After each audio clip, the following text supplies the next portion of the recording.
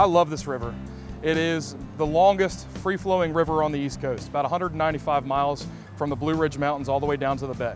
It's great for fishermen. It's great for people that want to come out here for recreation. It's got something for everybody, and Fredericksburg is kind of right in the central hub. The city of Fredericksburg acquired about 5,000 acres and 90 miles of waterfront back in 1969.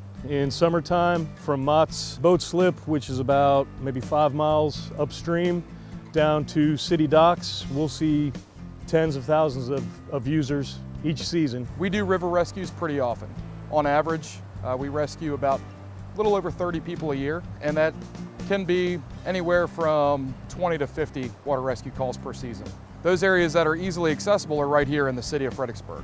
When we get west of 95, those areas are very difficult to try and locate somebody. The river has basically a heavily wooded area on both sides of it when you get west of 95, and oftentimes when we get calls out there, it'll take us a long time to locate somebody.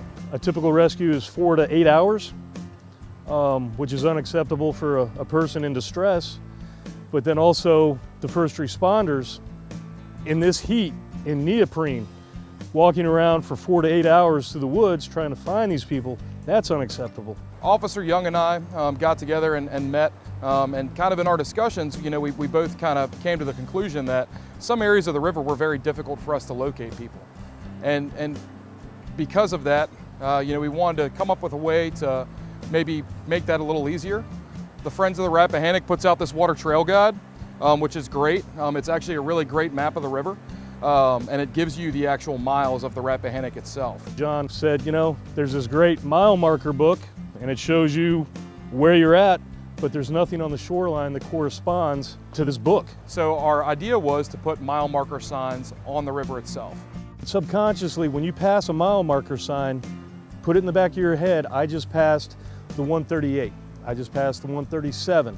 That way, when things go bad, and they can very quickly, know where you're at. So if you're traveling downstream, all the signs are going to be placed on river left, approximately 10 to 12 feet up in the air. Basically, just keep track of where you are, and you should be able to locate yourself pretty easily. Hopefully, if we save one life, by putting these signs out, then the whole program's worth it.